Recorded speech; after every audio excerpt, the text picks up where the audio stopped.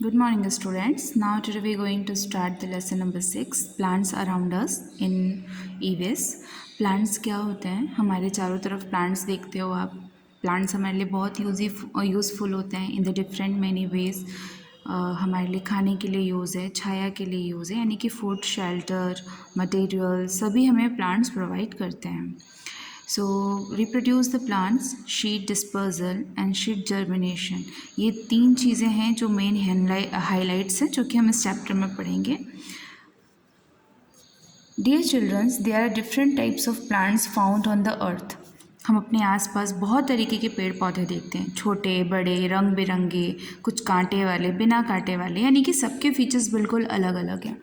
All living things depend on a plants for food, shelter and oxygen. हमारे लिए 3 main चीज़ें जो हैं वो पूरी तरीके से हम प्लांट्स पर डिपेंड हैं, फूड्स के लिए, शेल्टर के लिए और ऑक्सीजन्स के लिए. It is essential for plants to increase in a number of continue life on earth. और धीरे धीरे प्लांट्स की जो मात्रा है उन्हें हमें बढ़ाना चाहिए ताकि जो हम लाइफ अर्थ पे सर्वाइव कर पा रहे हैं वो उसे और इजीली सर्वाइव कर पाएँ. होता क्या है, प्लांट्स को अगर आप भारी मात्रा में कट करते हैं तो ऑक्सीजन की कमी होती है, जिसका सबसे ज़्यादा इफ़ेक्ट जो होता है वो एनिमल्स और ह्यूमन बींग्स पे पड़ता है.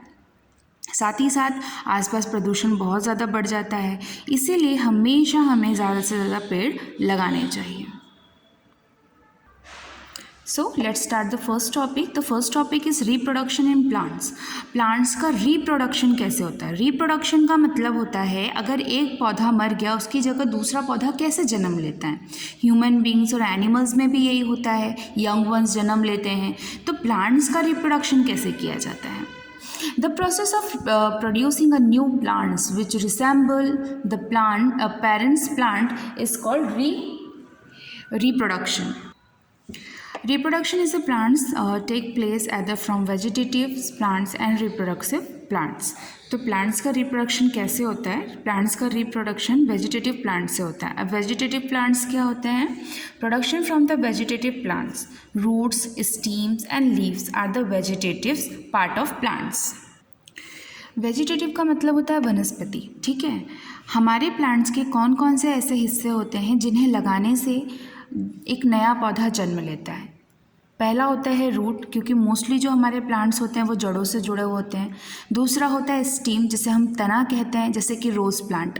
रोज़ प्लांट में आपको जड़ की ज़रूरत नहीं पड़ती. अगर आप उसका तना काट कर कहीं किसी अच्छी मिट्टी में लगाते हैं तो उसी तने में जड़ पकड़ लेती है और वो तना नए फूल देने लग जाता है. इसके बाद लीव्स. कुछ ऐसे प्लांट्स होते हैं जो एक पत्ते की जगह दूसरे पत्ते निकलने की वजह से रिप्रोडक्टिव हो जाते हैं, यानी कि नया पौधा जन्म ले लेता है. Part of the plants. Let us learn about this part of their way to reproduce. अब उसके बारे में हम डिटेल में पढ़ेंगे कि कौन कौन से ऐसे प्लांट्स होते हैं जो रूट, स्टीम और लीव्स के साथ न्यू प्लांट्स को ग्रो अप करते हैं.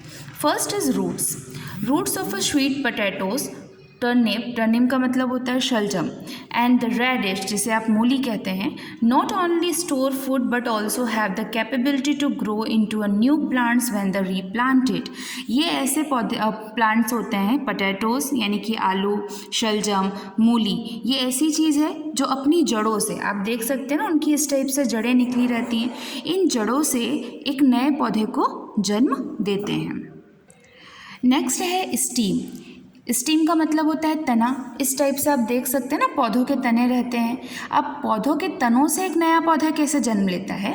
जैसे कि stem of rose, money plant and a sugar cane. ये 3 ऐसे प्लांट हैं जिनकी स्टीम से नया पौधा जन्म लेता है.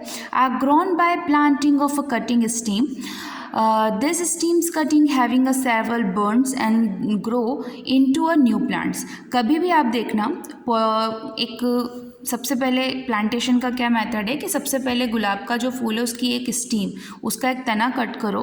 उसके बाद आप इसे उसके पत्ते रहते हैं ना, उन पत्तों को निकाल दो. जब आप पत्तों को निकालोगे तो देखोगे साइड साइड में गैपिंग आ जाती है पत्तों को निकालने की वजह से, है ना. तो वो बर्ड्स होते हैं. वो बर्ड अगर खाली रहेगा तो उन्हीं में नए जो नए पत्तियाँ रहती हैं वो निकलना शुरू हो जाती हैं इस तरीके से. यानी कि पहले आपने स्टीम कटिंग करी, फिर पत्तों को अलग कर दिया, फिर प्लांट द स्टीम, एक नई जगह पर नई मिट्टी में उस पौधे को लगाया, आपने स्टीम को लगाया, फिर न्यू प्लांट ग्रो, और उसी स्टीम की जो खाली जगह थी वहाँ से पत्ते निकलने लग गए और एक नए पौधे ने जन्म ले लिया। तो पहला तो था रूट, कुछ ऐसे पौधे जो रूट से जन्म लेते हैं, रूट से जुड़े हुए होते हैं, और दूसरा था ये stem. Next, some plants like jasmine and the grape knife, grape knife का मतलब अंगूर के पेड़, can be grown by the burying their branches in the soil without ditching them from the parents plant. After a few days, roots sprout them the buried branches and a few plants grow. These new plants then are deducted from the parents plant. होता यह है कि जैसे jasmine plant हो गए या तो फिर अंगूर के जो लतें होती हैं ना, आप लोगों ने देखा होगा मनी प्लांट की तरह अंगूर की भी जो लताएं होती हैं वो ऊपर की तरफ जाती हैं, उनको पूरे झुंड में फैलाना पड़ता है तब जाके उसमें से अंगूर निकलते हैं। तो ये अंगूर और यानी अंगूर के पौधे और जैस्मिन का पौधा ऐसा पौधा है, अगर वो ज़मीन से टच होता है तो उस पर एक नया पौधा ग्रो अप होता है। देखो ये यहाँ से ग्रो हुआ, लेकिन इसकी जो स्टीम है वो यहाँ पर मिट्टी में टच हो गई और यहाँ पर एक जड़ ने और अपनी जगह बना ली। तो कुछ इस तरीके से जैस्मिन और अंगूर के पेड़ फैलते हैं।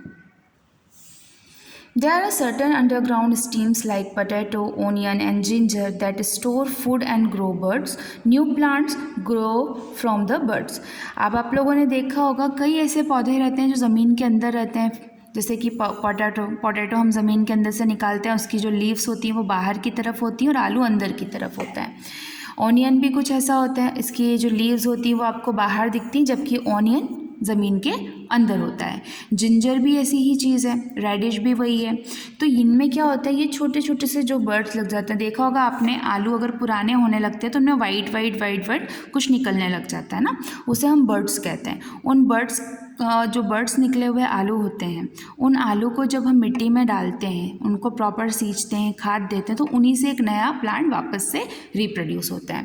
प्याज में भी ऐसा ही होता है। प्याज में जब ये लीफ निकलने लग जाती है तो इन प्याज को मिट्टी में गाड़ दिया जाता है, प्रॉपर खाद और पानी समय समय से देते हैं, तो इन्हीं प्याज से दूसरा प्याज निकलता है। यानी कि जो पुराने प्लांट्स हैं उन्हीं से नए प्लांट्स को ग्रो अप किया जाता है। अब आते हैं हम नेक्स्ट लीफ से। अभी तो हमने स्टीम पढ़ लिया, रूट पढ़ लिया और बर्ड्स पढ़ लिए कि इनसे रिप्रोड्यूस कैसे होते हैं प्लांट्स। अब आते हैं हम नेक्स्ट लीफ से। लीफ यानी पत्ते, पत्तों से रिप्रोड्यूस कैसे होते हैं। Leaves of the some plants like the bryophyllum and the begonia have buds that their edge which can grow into the new plants when these leaves fall to the ground the birds grow। Birds यानी कि जो छोटे छोटे parts होते हैं ना इनके, ये अंकुरित पार्ट, इन्हें हम बर्ड्स कहते हैं। Birds grow into the tiny new plants which later grow into the bigger plants. और ये इस टाइप के आर्टिफिशियल प्लांट्स होते हैं जो मोस्टली डेकोरेशंस के लिए यूज़ होते हैं। इसमें किसी भी तरह का कोई फूल नहीं लगता, फल नहीं लगता, सिर्फ लीव से इनकी डेकोरेशंस होती हैं। अगर इनकी पत्तियां आप निकाल कर किसी और जगह ग्रो अप करते हो तो उन्हीं पत्तियों से ये प्लांट्स फिर से न्यू प्रोडक्शन कर देते हैं। अब हम पढ़ते हैं reproduction from the reproductive plants. A flower in the reproductive part of the plant that turns into fruit।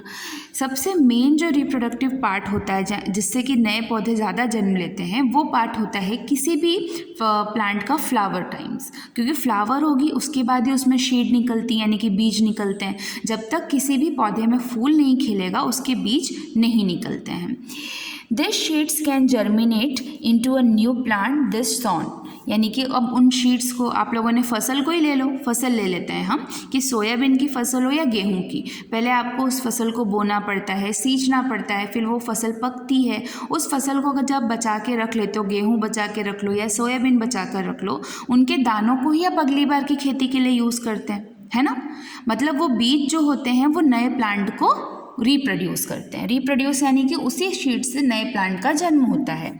Fruits like watermelon and the muskmelon, muskmelon और वाटरमेलन यानी कि तरबूज और खरबूजा have more than one sheet. तरबूज तो आप लोगों ने देखे होंगे, क्या तरबूज में कभी एक बीज होता है? कुछ ऐसे भी फ्रूट्स होते हैं जिनमें एक से ज़्यादा क्वांटिटी में बीज पाए जाते हैं। Will some fruits like mango and peach have only one sheet, और ऐसे कुछ फ्रूट्स होते हैं जिनके अंदर सिर्फ एक शीट पाई जाती है। जैसे कि सबसे बेस्ट एग्जाम्पल है ज़्यादा शीट्स के लिए तरबूज। उसमें आप लोगों ने देखा होगा कितने सारे बीज रहते हैं, है ना। उनमें से कुछ बीज भी अगर आप मिट्टी में डालते हो तो तरबूज का पौधा निकल आता है। और सबसे कम अगर शीट की बात करी जाए तो मैंगो सबसे बेस्ट एग्जाम्पल है। मैंगो में सिर्फ एक शीट होती है, एक गुठली पाई जाती है। उसी गुठली को अगर आप ज़मीन में बोते हैं तो आम का नया पौधा निकल जाता है। तो इस तरीके से जो बाय शीट जर्मिनेट होते हैं उन्हें हम शीट जर्मिनेटिंग प्लांट्स कहते हैं। शीट्स के ये पार्ट होते हैं। सबसे पहले तो ये शीट की कॉटिंग होती है। कोई भी बीज इस तरीके से दिखता है। बीज के अंदर अगर आप देखेंगे तो शीट कॉट, एम्ब्रॉय और शीड लीव्स पाई जाती है। यानी कि जब ये शीट अंकुरित होता है, इस अंकुरित शीट से ही एक पौधे का जन्म होता है। सो स्टूडेंट्स, आज के लिए सिर्फ इतना ही। आपको 3 पार्ट्स बताए हैं वेजिटेटिव प्लांट्स के, यानी कि प्लांट्स का जन्म किन किन चीज़ों से होता है। पहला था रूट, बाय रूट किया जाता है। नेक्स्ट था स्टीम, देन था leaf, birds and last is सबसे ज़्यादा जर्मिनेटिंग प्लांट्स प्रोड्यूस किए जाते हैं शीट की हेल्प से। तो आज के लिए सिर्फ इतना। इस पोर्शन को अच्छे से समझें और जिनके पास बुक है वो रीडिंग करें।